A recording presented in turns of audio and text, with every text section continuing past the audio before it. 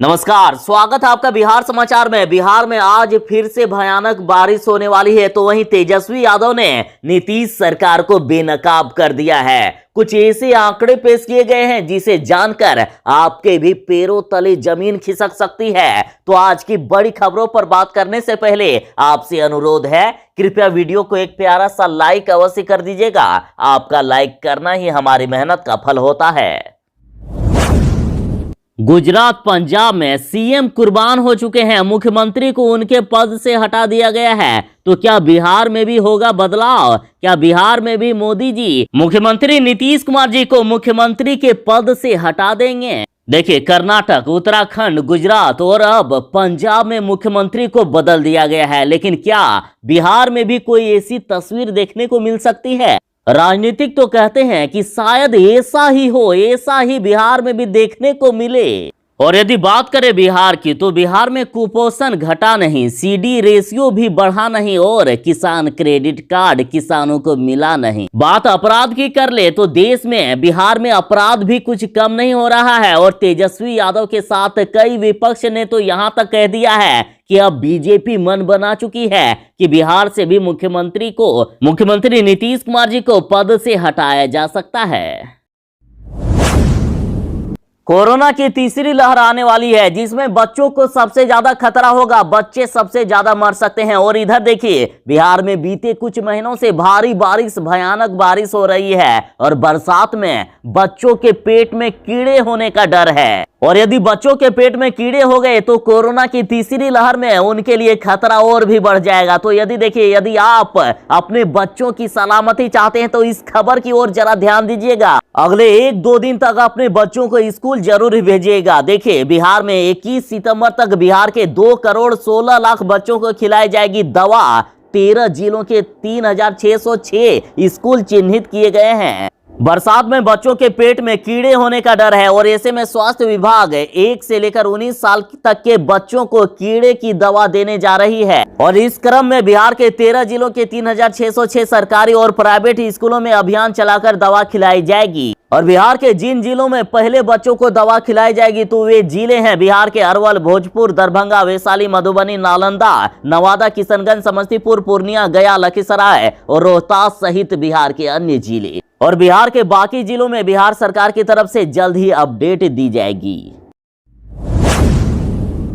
तेजस्वी यादव ने आरोप लगाया है कि बिहार में राक्षस राज है, कोई बहन बेटी सुरक्षित नहीं है, अपराधियों को संरक्षण देती है ये सरकार। दरअसल वैशाली जिले की बेटी सुप्रिया को न्याय दिलाने के मांग के साथ ही तेजस्वी यादव ने कहा है कि बिहार में कोई बहन बेटी सुरक्षित नहीं है। 16 वर्षीय एनडीए सरकार के डबल इंजन धारी ट्रबलकारी कृत्यों के कारण यहाँ राक्षस राज स्थापित हो चुका है। प्रतिदिन एक से एक बढ़कर रूह कंपा देने वाली जघन्य घटनाएं सुनने को मिलती है। अपराधियों को सरकार खुलेआम बचाती है। तेजस्वी यादव ने कहा है कि तीसरे नंबर की पार्टी जदयू के मुख्यमंत्री श्री नीतीश कुमार जी के नेतृत्व में चल रही एनडीए सरकार में नाबालिग बच्चियों, बहनों और महिलाओं के साथ लगातार बर्बर अपराध बढ़ते ही जा रहे हैं। बिहार में हर महीने 500 से अधिक बलात्कार हो रहे हैं, पर सरकार ये मौन है।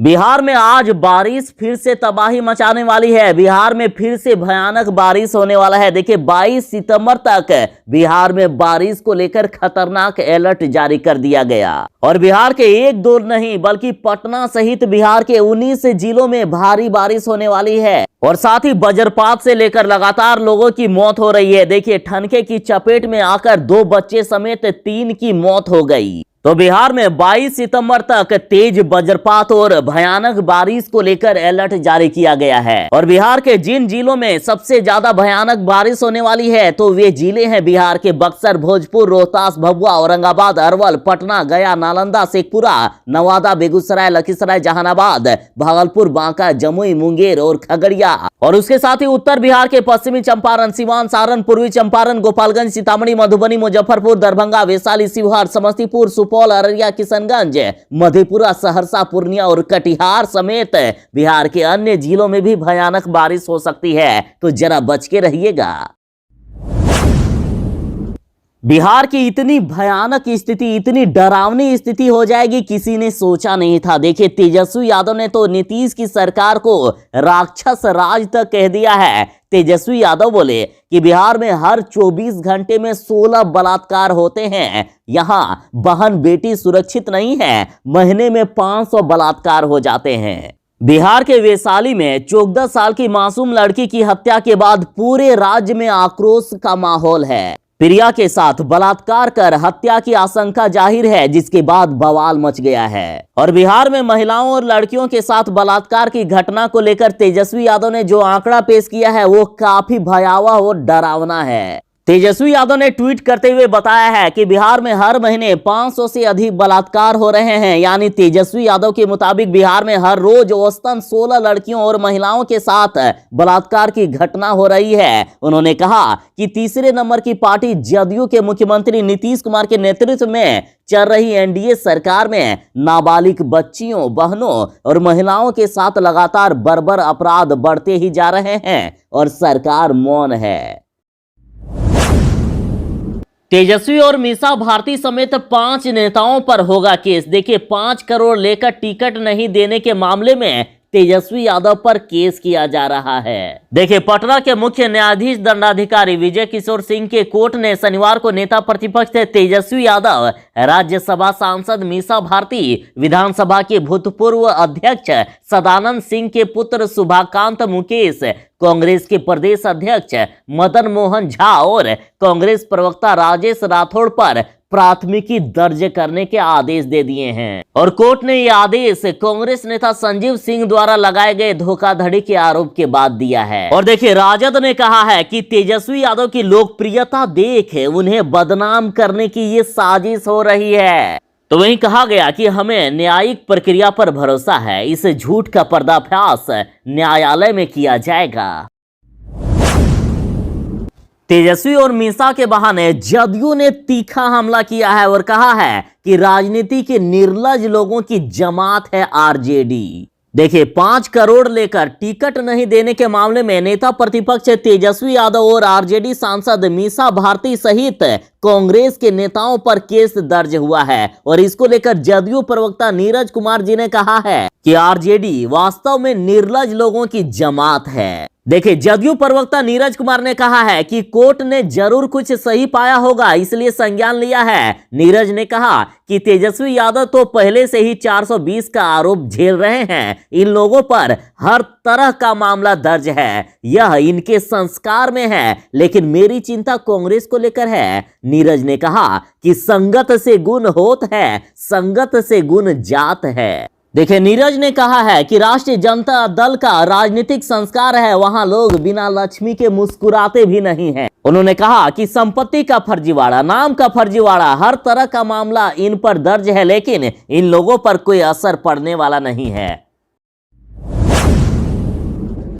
बिहार के साथ पूरे देश में कोरोना की तीसरी लहर आने वाली है। कहा जा रहा है कि अक्टूबर में कहर बरपाएगी कोरोना की तीसरी लहर। और कहा गया कि इसमें बच्चों को सबसे ज्यादा खतरा है, बच्चे सबसे ज्यादा मर सकते हैं। लेकिन बिहार में ऐसा नहीं होगा, क्योंकि बिहार वालों का इंतजार खत्म हो गया है। बिहार के डिप्टी सीएम रेणु देवी जी का कहना है कि बिहार में जल्द होगा बच्चों का वैक्सीनेशन। अब बच्चों को भी कोरोना वायरस का टीका दिया जाएगा। देखिए, बिहार के उप मुख्यमंत्री रेणु देवी जी ने साफ साफ कह दिया है कि हम जल्द ही बच्चों का भी टीकाकरण करने जा रहे हैं। यानी अब बिहार के बच्चे भी कोरोना से सुरक्षित रहेंगे, बच्चों को भी कोरोना का टीका लगाया जाना है। बिहार के स्वास्थ्य मंत्री मंगल पांडे जी ने बड़ा ऐलान कर दिया है कि बिहार में हर महीने की 21 तारीख को मनेगा फैमिली प्लानिंग डे। स्वास्थ्य मंत्री मंगल पांडे जी का कहना है कि छोटा परिवार सुखी जीवन का आधार होता है। इसके साथ ही स्वास्थ्य मंत्री जी ने जानकारी दी है कि इस खास दिन सभी चिकित्सा संस्थानों पर परिवार नियोजन को बढ़ावा देने को लेकर विभिन्न गतिविधियां भी आयोजित की जाएगी। इसके साथ ही अब हर महीने की 9 तारीख को हेल्थ सेंटर पर प्रसूताओं की काउंसलिंग की जाएगी।